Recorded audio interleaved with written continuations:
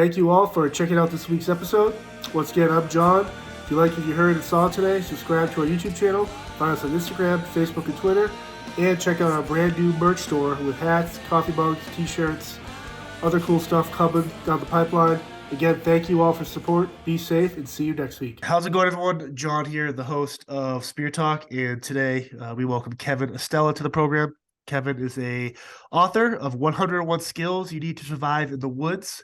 He works in the bushcraft and survival field, where he works as a lead instructor for Fieldcraft Survival, world traveler, martial arts instructor. You've seen some of his work and appearances and publications and everything from History Channel, Recoil Network, American Frontier Magazine, Survivor's Edge. Kevin, it's great to have you on here.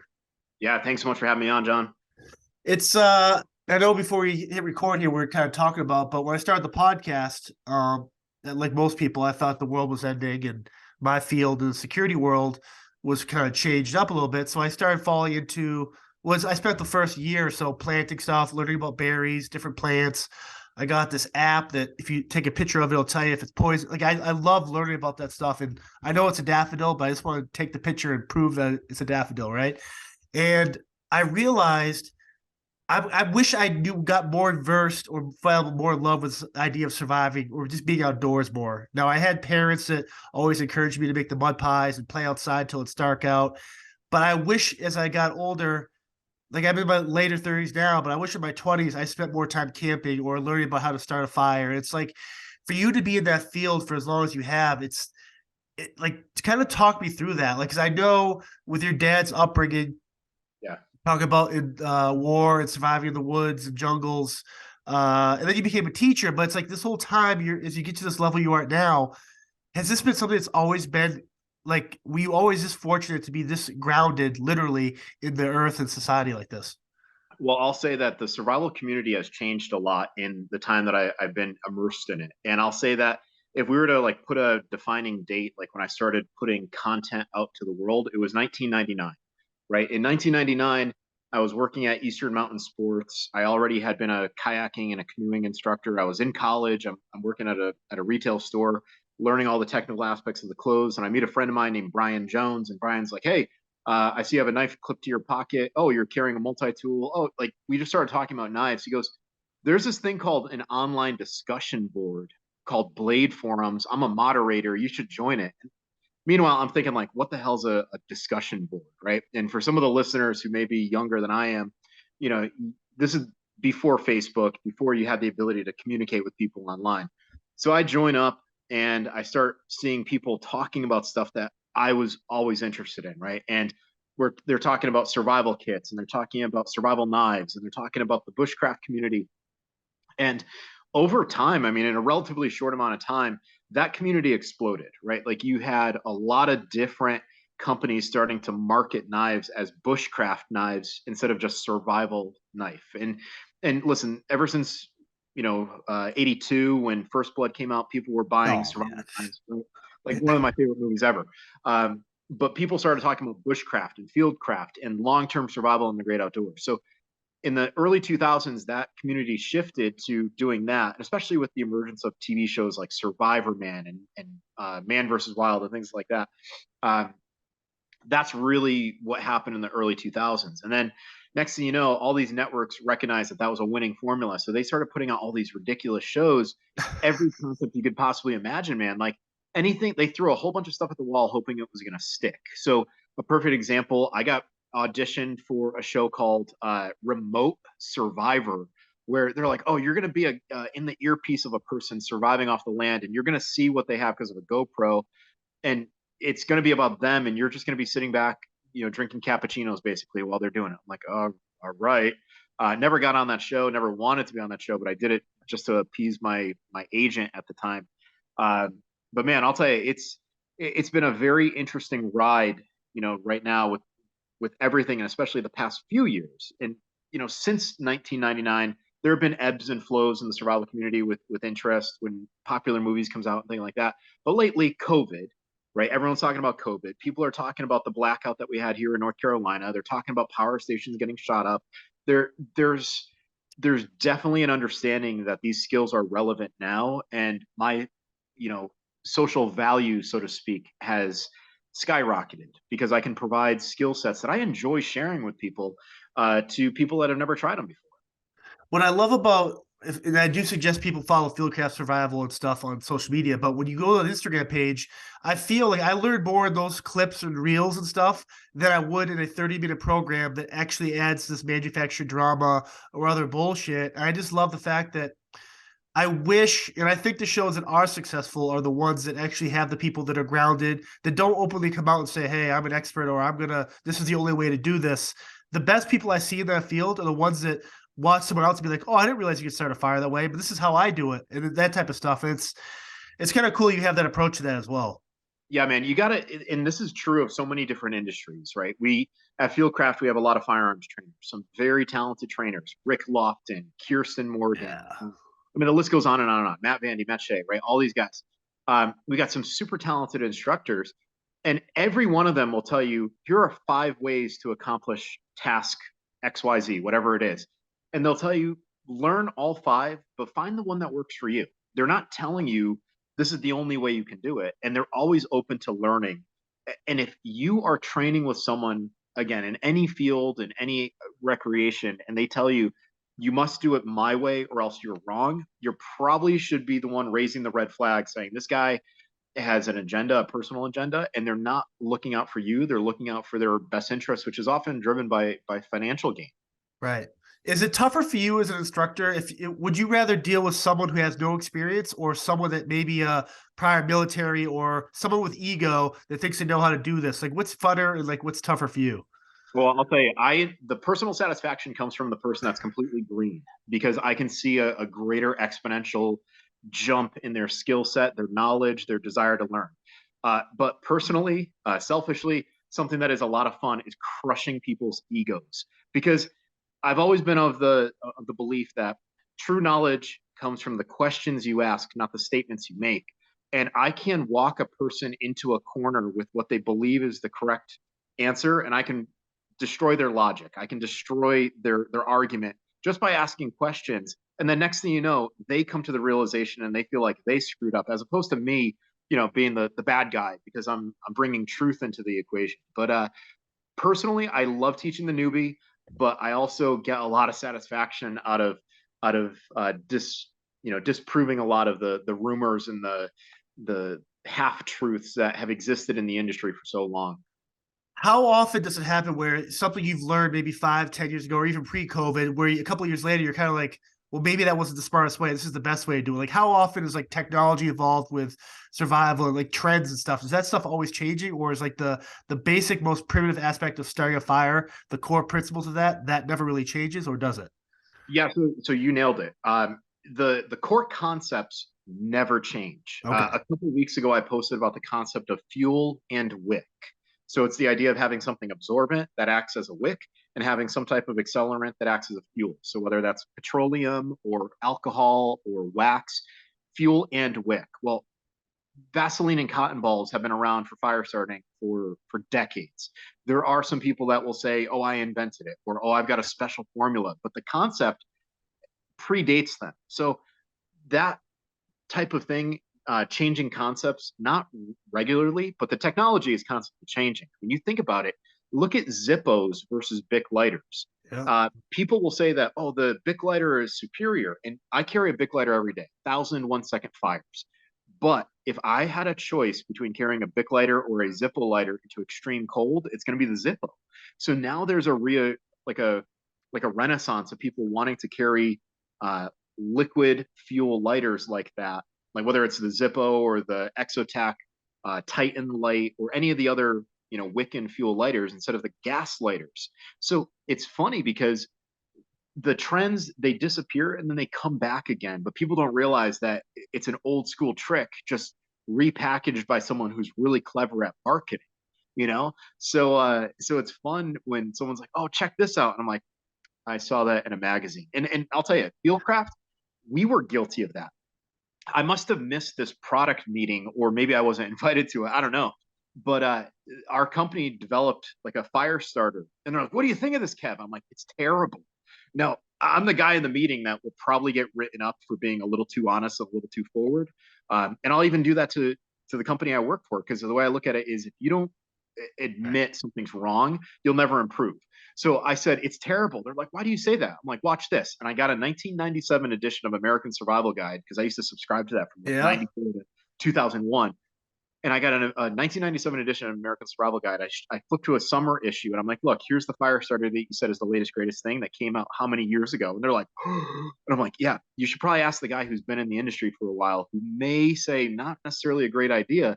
And again, I have no skin in the game. I'm not making money off of it. The company is, but it just, it blows my mind sometimes. People forget about, the skill sets or the gear that's been out for a long time already. When it comes to like the EDC, for those that obviously follow the podcast, everyday carry items, when you post your social media, when you post what you carry, whatever, it's very, sometimes when you see that stuff, it's like these really over the top, like ridiculous crap. Everything in your pocket you show is like something I would carry. And I'm a security professional, but it's also something a single mom would carry, or a teacher, or a guy at a job site, or a chef. And it's like, kind of explain to me why everyday carry you don't need the most high-end crazy stuff. It's basic stuff that suits your needs and isn't over the top. Yeah, spot on. So there's a concept that mission dictates gear. Okay, it's a military concept. It's a concept even outside of the military. If your mission is to educate, well, guess what? You probably should have some textbooks in your hand to share with your students. So mission dictates gear. Everything that I carry, and I'll go through it on my person, explaining it, each placement, whatnot. Everything you carry addresses some level of weakness that we have as human beings. So the knives that I carry a Swiss Army knife in my right front pocket. I carry some type of folding knife, and I carry a fixed blade. People say, why do you carry 3 knives? Well, 1 is none, 2 is 1, that whole expression. The Swiss Army knife has a lot of functions. It's also my social knife. It's the one that I can pull out and people say, oh, you're in outdoor education, of course you're gonna have a Swiss Army knife. It has very low weapon signature, high tool signature, so it's easy to pull out. The folding knife is the utility knife. It has a more robust blade than the Swiss Army knife, still very low on the weapon signature. A lot of people carry carry folding knives. It gets more of the job done. The fixed blade is for defensive purposes, right? Filipino martial arts instructor, I'm going to carry a fixed blade knife on me with their strong hand. Now, if I go to the pouch that the Swiss Army knife is carried in, there's a ferro rod. That ferro rod creates thousands of potential fires with every scrape. It can be used for a signal. It can be used for a quick light. It can be used for starting fire. Now, if I go to my left pocket, there's roughly 6 feet of paracord in there, which I use cordage all the time, every single day. And it's very easy for me to, tie something up with that cordage. It's easy for me to use that cordage to do a demonstration on a knot. I carry cordage. I always find a use for it. There's a Bic lighter, 1,001 second fires, also another form of light. There's a Streamlight micro USB light in there. We can't see in the dark, so that addresses that weakness. Now I have the ability to operate in the dark. There's chapstick in there. You never know when you got to kiss someone. Back pocket, there's a bandana. That bandana is it's actually just a piece of OD green cloth as a triangular bandage. It can be used for a lot of different things. Use it as a hobo bundle, use it as a pressure bandage, use it to cover my mouth on the smoky area, use to grab pots off the fire. My wallet obviously is in my back pocket, pistol, spare mags, and then what my phone is resting against right now doing this podcast is my fanny pack. And in there, I've got a spare mag, I've got tourniquet, things like that. But all of that stuff, all of it addresses realistic needs, both possibility and probability. I get it. People want to carry stuff to make them sound a lot cooler than they are. And, we always say at Fieldcraft training that we teach real skills for real people. We get guys that show up and they're like, this is what I carry. And I've got, 7 reloads. And it's like, you have 7 reloads, and I'm, I'm using some hyperbole here. But if you have 7 reloads, it's like, why are you carrying all 7 pistol mags and not a rifle mag? I mean, a rifle, people have these ideas of what they need, but it's not grounded in reality because they're not a real person in their mind. And what you got to do is you got to keep it real. It's cool when people show up to our classes and they're like, oh, you actually carry that? Man, I never thought you were so real. It's like, why would we want to be fake? And we also joke around. We say a lot of the people with the greatest number of followers on Instagram are also the fakest people you'll ever meet. Like they're just phonies. And as soon as the camera's turned off of them, they're not that person. They're not as cool as you Right. think they. So yeah, man, everything that you carry in your everyday carry, whether it's me, you, any of the listeners, it should be grounded in reality, and it should also be tools that you can actually use. Not to digress, but like there are people that carry medical kits with needle Yeah, decompression, it's and it's like, do you know how to do that? right. Well, no, then don't carry it. You know what I mean? Like, well, what if I find someone who can do it on me? It's like, will they know where your kit is? Like, there's a lot of questions you can ask that again destroys their logic. Right.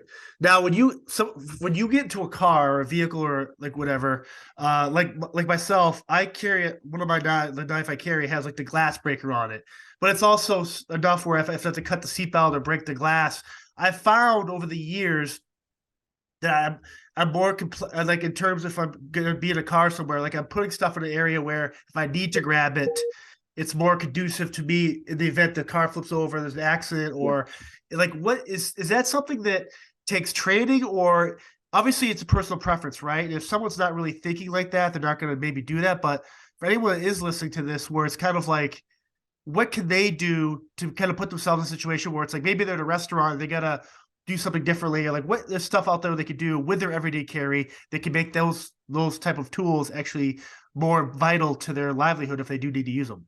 Yeah, so that's a great question. It's all about staging, right? It's setting yourself up for success before you actually need something. So people leave the house, and before they leave the house, maybe they press check their pistol. They make sure that they have a round chamber, they've got the mag topped off, that type of thing. You can apply that concept of the press check to every single thing in your kit, making sure that everything's in good working order. And it doesn't take very long to go through your gear and make sure, hey, does my lighter actually work? Does my Swiss Army knife have a sharp edge? Is my tourniquet staged the way that I had it staged, 364 days out of the year, but that one day we trained, oh my gosh, it's all left in a twisted mess. With your vehicle, when you go and you get a rental vehicle, or if you Yeah. want to do this with your regular vehicle, carry one of those Rescue Me window breakers on UV protectant. I always have one around my wrist, a UV protected rubber band. Put that on the rear view mirror of the car so the passenger can grab it, the driver can grab it. It's in an accessible place. To prevent carjackings, put your luggage in the front seat of the car and move your seat all the way. I'm sorry, move the passenger seat all the way forward. So someone would have to really fight to get through that car cargo, right? That's in the front seat to get to you. And obviously lock your doors. Make sure that when you get in, the auto unlock and the auto lock isn't on. Or I should say auto lock is on, but auto unlock is not, because there are reports of people waiting for cars to be turned off. They know that it's auto unlock and they jump right in. The other thing is your tourniquets. You can put your tourniquets on the O-Craft or the Hail Mary handles. Right. Because that's a place where people grab instinctually, and it should be within arm's reach, and you should have one for every passenger in the vehicle. There are so many different ways you can stage your gear for success. And as far as getting back to your question, does it come with training? Whether you call it training or just being aware, listen to people who have been there and done that. Listen to people who are trainers and people who live this lifestyle, and find out where the line is between what's real and what's transferable versus what is fantasy and what you'll never be able to attain, because maybe that cool guy or cool gal has a piece of gear that is outside of your budget. Well, find the concept, find the lower budget solution to address that concept, and now you have that capability. So all it requires is people to just become informed, and then from that information, it means that you have to act on it. You have to go out and stage your vehicle that way. You need to do whatever you need to do to get up to standard. So yeah, I'd say it does require a little bit of training, but you can consider watching a YouTube video training. Right. One of I've always I think the media has like this narrative when it comes to doomsday preppers. Like, here's the thing. I think some of these people maybe a little over the top. I don't know their situation. But here's the thing: worldwide pandemic, power outages. I mean, the stuff that's been happening the last couple of years, it's greatly affecting. People are dying because of it. But I guess my question is the media so anti doomsday prepper, and in terms of like the censorship of your type of background, like bushcraft or survival, is it scare people to the point, or are you having so much truth of what you're doing, whether it's actual organic remedies or things you're doing that scares people to getting the narrative out there? Because there's been people I've followed in the last couple of years that I don't see their posts, or it's like a weird type of thing where it's like, why can't I see this guy how to start a fire? Because what happened in Buffalo with those 7 people dying in the cars, none of those people had fire sticks. No one had any means to make a fire. It's like, well, maybe if they had the information, they'd be prepared, right? So what's going on with that? Well, I think the recent disclosure of the Twitter files, right, or the Twitter Right. gate, whatever you want to call it, is showing that there is truth to what people are saying, where certain voices are getting censored. And for someone who works at Fieldcraft, we consider ourselves partly a media company, and I'm, being the podcast host and the guy behind the Twitter feed and all that, I'm constantly looking at analytics. If I accidentally or deliberately like a post in the morning hours of someone who might be considered very conservative, I will definitely see a decrease in the number of people that follow me, click on my stuff and whatnot. I think on a larger scale, outside of social media, getting to mainstream media, you are seeing a general acceptance of prepping as long as it doesn't involve anything that could be considered violent. So if someone says, hey, I have food just in case of a power outage, the media is like, hey, congratulations. I have blankets in case the heat goes out. Hey, congratulations. Hey, I carry a firearm just in case someone accosts me during civil unrest. Oh no, you shouldn't do that. Right. I think anytime that there's reference to violence or the potential for violence, the media is saying absolutely not, you can't do that. But there's such a double standard with the media, because you think about this. If I were, let's say, whatever, let's just use me. So let's say that I've never trained in martial arts. I've never owned a firearm, anything like that.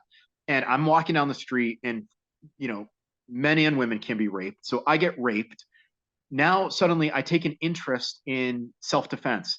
People in the media would say, oh, good on him for getting training, right? Good on him. But if you've never been the victim, or my term that I like telling people is stop saying you're a victim, you're a survivor of an incident, because then it takes the power away from the perpetrator. Right. So let's say that a survivor of something violent, right? Survivor of domestic abuse, survivor of rape, survivor of a school shooting says, I'm going to carry a firearm on me, so I'm not going to become a victim. Well, the media doesn't like that, right? If you have been victimized, they're okay with it. But if you've never been victimized, then there's this double standard, like you should not do that. Why would you do that? You're crazy, you're ridiculous. So if people are aware that there's this double standard that's out there, and it exists not just in the media, but it also exists in small social circles. Your colleagues at work probably would not take any offense to you carrying pepper spray if you were mugged the week before. Right. But if you never had a history of violence in your life, your colleagues would probably say, oh, you're just, here's the word, paranoid. And that is crap. It's not paranoia, because there's possibility and probability something could happen. Well, with your background as a teacher, which I find amazing how you kind of became a teacher and jumped into the survival full time, but with like school shootings and situations that are happening out there and this training, and I get why some parents and guardians are very, well, I don't want my son learning how to survive a shooter or a bomb threat type thing, but that stuff is happening. How do you break that narrative where it's like it's okay to learn and rehearse this stuff, because bad guys are going to be bad guys and you have to be prepared regardless?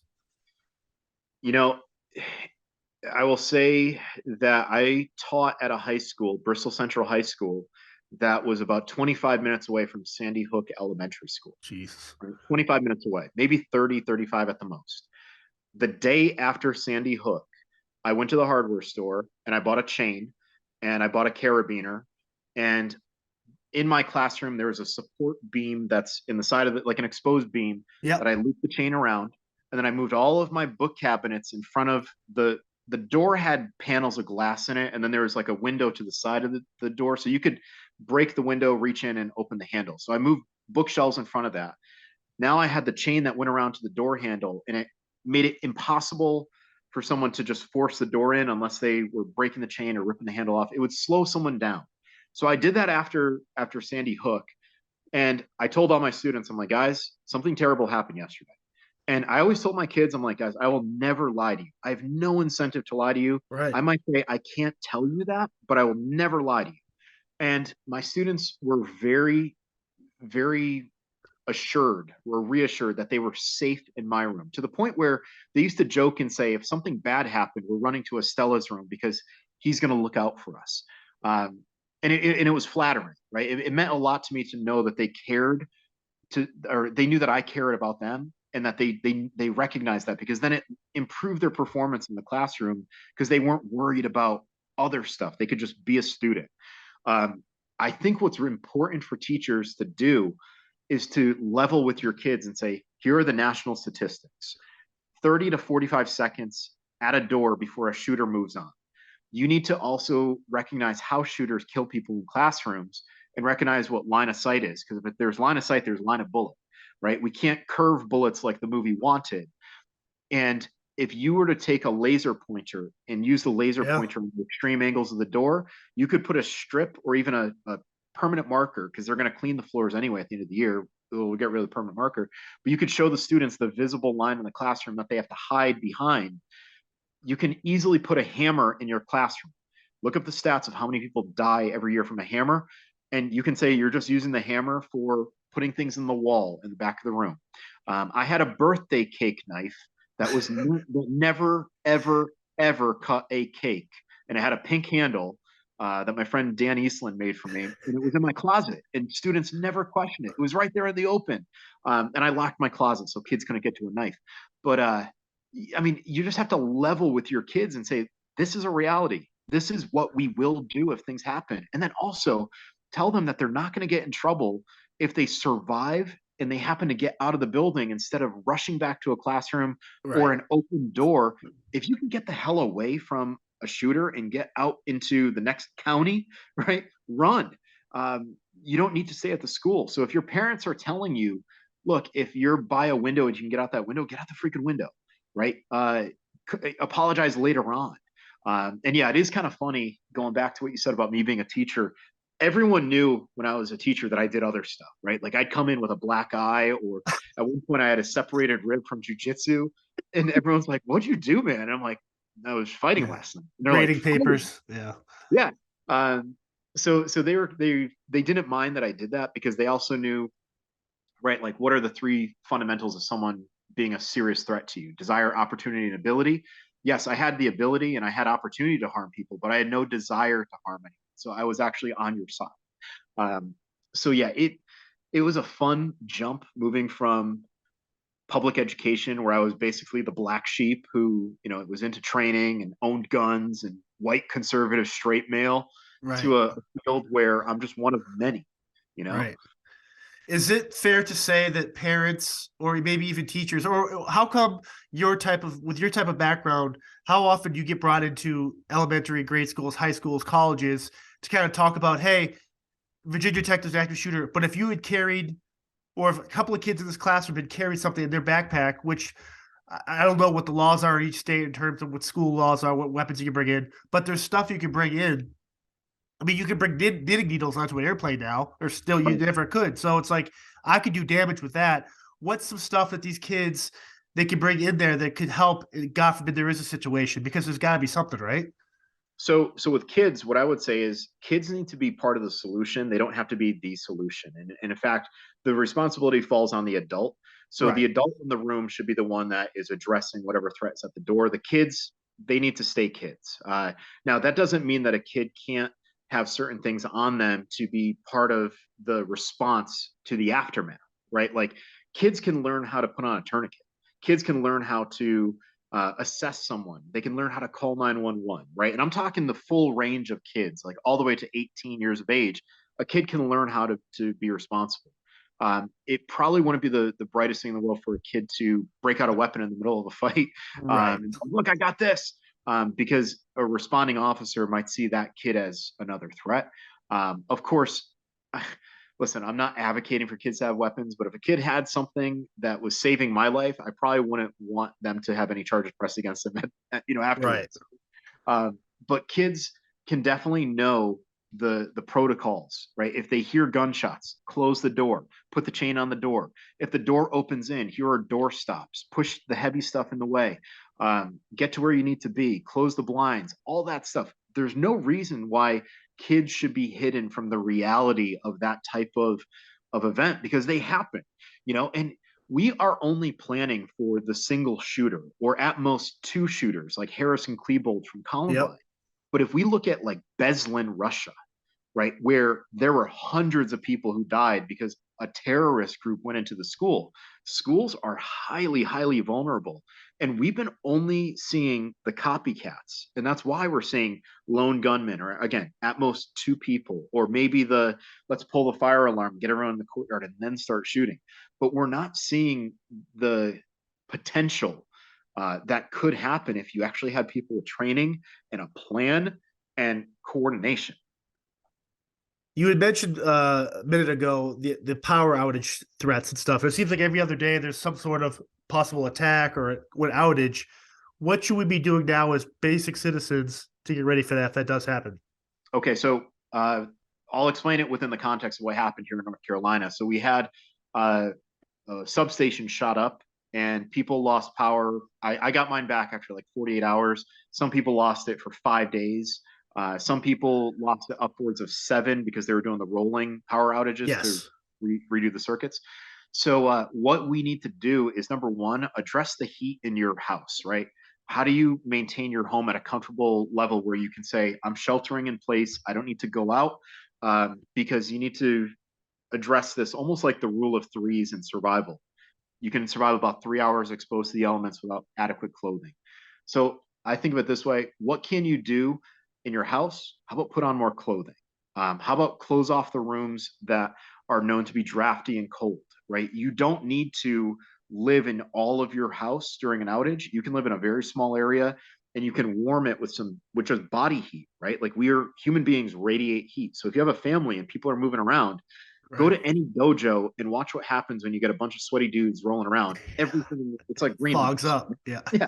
So apply that concept, right? Almost like the life capsule concept of like a space station. Shut off everything, live in a small area.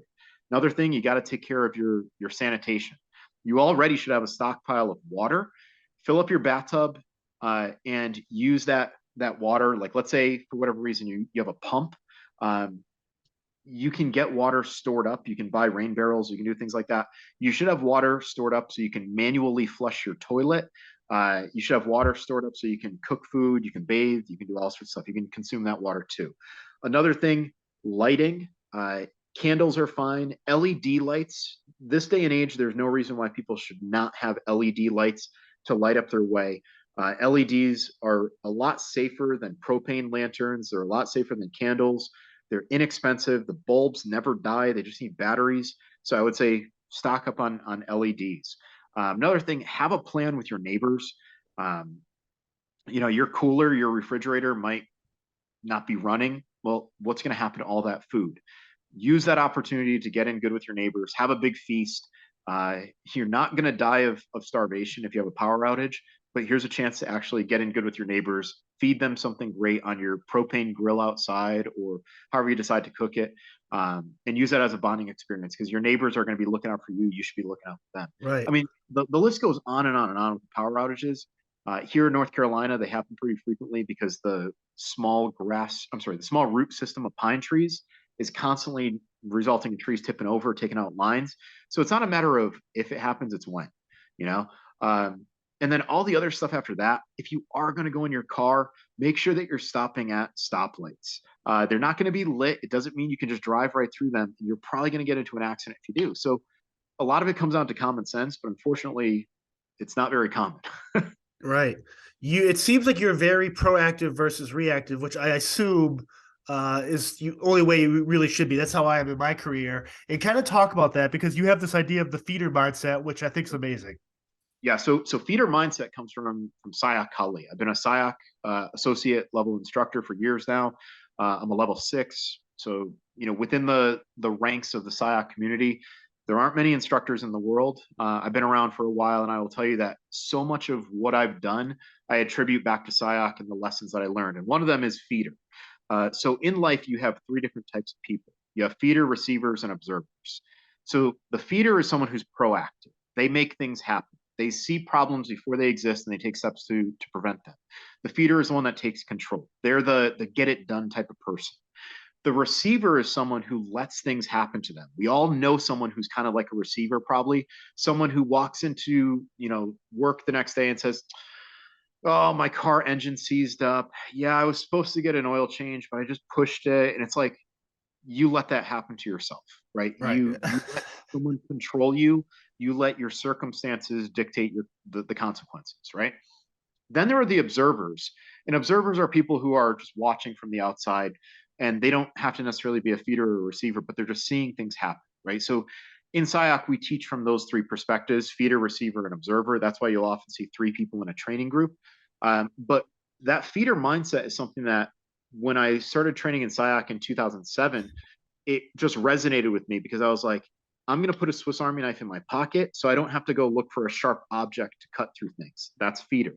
I'm going to stay in physical shape because if I'm teaching a class and I've got to literally fireman's carry someone off of a mountain, I never want, number one, I don't want students to doubt my abilities. If people meet me, they should say, "Oh yeah, he can do all that." Yeah. You know what I mean? But number two, if something really bad were to happen, I never want to live with the regret of saying, "Well, yeah, I love cheesecake," which I really do, but I ate so Same. much cheesecake, I became a fat ass and I couldn't lift someone off the mountain. That someone was me. So, so being a feeder means that you're taking the steps needed to become a better version of yourself daily, and you have choices every day of whether you want to improve or stay status quo. But I guarantee, and we've seen this and we've heard people talk about this, the day that you take off is the day that your enemy's training, right? The day that you say, "Oh, I'm too tired," someone else is saying, "Let's do this." um, so as a feeder, it pushes you to become a better version of yourself, and again, it's very, very proactive instead of reactive. How when you're an instructor in a class of, say, beginner people, would they introduce themselves? On the first impression, you'd probably be like, "Oh, that person's a leader, and that probably is an alpha, or this person's a follower." But how often, through the course of your training, no matter what it is, have you realized that or seen a feeder actually be the person you didn't think it was, or the leader actually buckle under pressure? All right, so I'll give you real world examples based on one of the courses that we teach. We teach a class called Breakout. Breakout is one of our most expensive courses, but it has to be because we're using multiple facilities. We're teaching students how, well, I don't want to give a lot of it away, but they're Right. learning vehicle dynamics behind the wheel, shooting to and from the vehicle, things like that. They're rappelling, they're doing a lot of different things. And we usually change leadership multiple times in a course. So if we have 12 people, we might have 12 different leaders. Yep. We may only have 6 different leaders. But many times we'll find the natural leader. Many times we'll find someone who has gained the authority of everyone by just doing things, getting things done, but maybe they don't necessarily step up, but they're the person that's put in charge is asking, "Hey, what do you think of this, John? What do you think of this, Mark?" So we'll find those typecasts, right? Like we find the leader, we find the follower, we find the worker, right? There's always someone who's a joker, right? Like where we might be pushing them really hard and they're just making jokes because that's what they do, right? Some people do that all the time and they have a very strong joker vibe, but sometimes the joker actually says something that stirs up the group to a point where it improves the group. And listen, I'm a joker in a lot of different ways, which gets me in trouble sometimes at work, but my joking has an element of truth, and sometimes people Yes. don't realize that, by me saying, "Oh, so this is what we're doing now. Oh, this is awesome. Great job." I use a lot of sarcasm, by the way. So that doesn't always, strike a chord with the people that are my supervisors, but whatever. Um, so in any case, we find that people will fall back into their natural roles.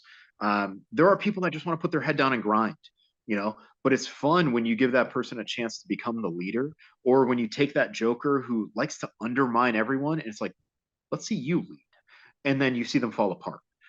So you should be, and you don't have to be an instructor to do this. If you're working in an environment, you should be constantly, typecasting people, and you should know who are the people. And if you just want to typecast them into two categories, Are they part of the solution or are they part of the problem? They're one of those two, right? Are they leading or are they following? They're one of those two. Um, and a leader doesn't have to be the loudest voice in the room. The Right. leader could be the one, again, who is the most successful. The leader could be the one who's the most knowledgeable. Again, they don't have to be the one that's the most outspoken. So I highly encourage people to learn from their training, learn from the stuff that we do, where we look at people and we want to bring out those good tendencies and say, this is what a good leader will do to a group. And at the end, we'll do an after action. And it's like, who is the most valuable person the whole week? And many times students don't realize that we're doing that, but it's good to get that, pat on the back and recognize, hey, your actions, they're positive. Do more of that someday. And people will message back and be like, ever since this class, when you pushed us and it was uncomfortable, I no longer find what I have to do at work uncomfortable because I Right. found something harder. That's all good stuff. And I found that the most or the best leaders in my life, whether career or personal, whatever, they are the ones that also ask just as many questions as the workers or the followers, or Yeah. they're always willing to learn. Like someone like you're not going to teach something you haven't done a million times yourself and failed at a million times. And so that's what I love about leaders. It's like they're willing to just because there's like that meme out there where it's like you have the leader that's whipping the workers, pulling them Yeah. ahead as opposed to walking with them. And there is something to that. I think if being a leader doesn't mean you're perfect. And I think there's this misconception where if you are a leader, you have no faults, like you're the best. It's like that's not always the case. Right. And if you think about someone who says, taking this to like the combatives world, like a jujitsu player, if someone in jujitsu says, "Oh, I've never tapped," bullshit. Right. If you're a high ranking belt in jiu-jitsu, you've tapped probably more than anyone else in the room. You should, because if you're not tapping, you're not learning, right? Right. You need to know what the weaknesses are, and then it makes you better. Uh, and I like breaking it down as you're either a leader or you're a boss, right? The boss is the one who's doing the whipping, right? Do this, do this. And there are some terrible bosses out there. There are people out there that are truly leaders. And one of the reasons why I wanted to come to North Carolina is because Kevin Owens, who's my Yeah. boss, my leader, he's the one who got me to work at the company. Even though Glover, gave me the offer, Kevin Owens is the one that solidified the deal. And I'd walk over glass for Kevin Owens because he's a hell of a leader. And even though he's technically my boss, he's more of my leader. Right. And there are folks out there who think to be a good leader, you have to bark orders. Well, you've got to lead by example. And if you can't lead by example, if you can't demonstrate or show, hey, I've been where you are, right? I used to scrub the floors. Well, Kevin Owens will still scrub the floors. They need to be done. But there are people out there that are like, I can't do that. I'm the leader. It's like, dude, get off your high horse, lose the Right. ego. We're all in this together, right? And the interesting thing with leaders and bosses and establishing rapport, there are many people who are afraid to make mistakes. A good leader will say, all right, let's try this. There's a chance I might not get it, but I'll explain why I didn't get it. So getting back to your point about me doing a demo, I always say that if you're learning from an instructor, they should demo. A good instructor Yeah. should demo. I mean, I can tell you what I used to do 15 years ago, right? When I was a lot younger. But if I can't do that now, maybe I shouldn't be the one that I delegate Right. authority to demo. Maybe I give it to the kid who's in his 20s. But one of the things I always say is if you're following someone who is afraid to show you, that's a huge red flag. Yeah. Or if they're afraid to fail and explain, huge red flag. I don't get my demos every single time. If I'm doing friction fire and I don't get it, then I explain why. Hey, there's moisture in the air, or maybe I should have given it 10 seconds more. I don't demo the hand drill because I had rotator cuff surgery and I have a hard time with the grinding I still get in my shoulder. So I tell people that. I'm like, look, I'm human. Guess what? I'm going to pack to my weakness now. You know, Right. but again, a lot of these leaders, a lot of these bosses get the ego, and that ego can cripple them in terms of performance, and it can also chop the legs out from underneath them in terms of respect. Leaders need to always ask that question: am I effective? But then the follow-up question is, am I respected? Right. Because you can be respected and disliked, but you can also be disliked and not respected, and that's the worst. And I don't care if a person doesn't like me, but they should respect me, and they should recognize, well, I don't like him, but he knows his stuff. Right. I'm okay with that. But if someone says I don't like him, I don't respect him, I'm going to ask why, and then that will reveal, maybe, I don't know, maybe I dated someone's sister, maybe I, like I always say that, like that I actually hit on your girlfriend, you never know. So they shouldn't be afraid to get feedback as well. So ask that question: am I being respected? If not, what's the problem? What is the relationship between your martial arts background and survival training? Is there like, does one help the other in terms of when you're doing one or the other? Like, what is is there what is the relationship there? Because it's super fascinating. I mean, I'd love to know why you chose the Filipino martial arts, Eskrima, like that type of stuff. But like, how does that connect to survival and vice versa? Okay, so very, very quick story. The reason why I got into Filipino martial arts, I'm half Filipino. So it's quite literally in Okay. my blood. Yeah. The other interesting thing is Chris Sayak, the founder of Sayak Kali. I told my dad about him one time, and he goes, "Hmm." And he came down to a training, and it turns out that when my dad was in the Philippines, again, my dad came to this country as a doctor in '65. My dad was an intern of Chris Sayak's, Pamana Chris Sayak's grandfather Wow. in the Philippines. So my family, like my dad's brother, my uncle, and Pamanatuan's father, right? So my uncle and Chris Ayak's father were best friends in Manila, and they used to go to bars together and hang out together. So I will always be a part of Sayak. It's That's awesome. closely ingrained, and our families, the Estela family and the Sayak family, we've been bonded through time and history, right? So now the interesting thing about survival and about martial arts is that many people that come to the survival classes have some background in some type of martial art. And I'm going to include firearms as a martial art because it's projectile range weapon. Well, I can use martial arts as a filter to describe something. So when I'm showing people how to use their knives, Yep. many times I'll see guys looking down and they're carving with their knives. I'm like, where's your workspace?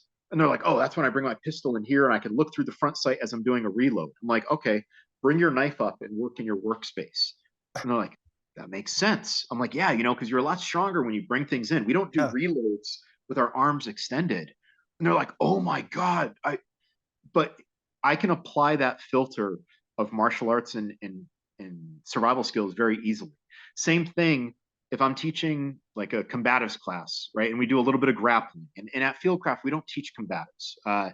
But when we do these specialized courses, maybe I'm brought in to show like, okay, this is how you restrain someone. This is how, so I'll say, all right, if someone does this, you're in quote, quote survival mode. How many minutes do you have with your body being deprived of oxygen for survival? They're like 3 minutes. I'm like, okay, well, a good choke, you're out in about 7 seconds. And they're Right. like, oh my God, and now I'm blending those two worlds together with a common language that people understand.